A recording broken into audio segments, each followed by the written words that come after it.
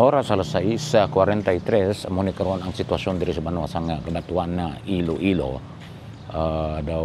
Hindi pa masako kay man way opisina kag way klase sandig sa deklarasyon kahapon pangadlaw. Hasta buwas sa aga, akon buwas nga adlaw, Nobyembre 11, way klase ang mga kabataan. Ang bot nato ng balon face-to-face classes. So, ang sitwasyon karon diri sa Banwa sang Kabatuan, medyo makulukanay, magrugalom, kag naglampuas na ang bagyo diri sa aton na sa Northern Luzon area, kag ginalauman karon sa hapon magagwa na sa Philippine Area of Responsibility ang bagyo.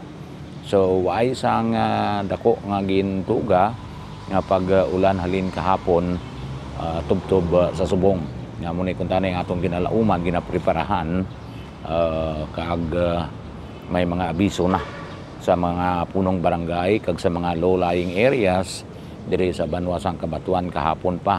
So preparado ang Banwa para sa pag-abot kung tani sang sining bagyo nga si Juan.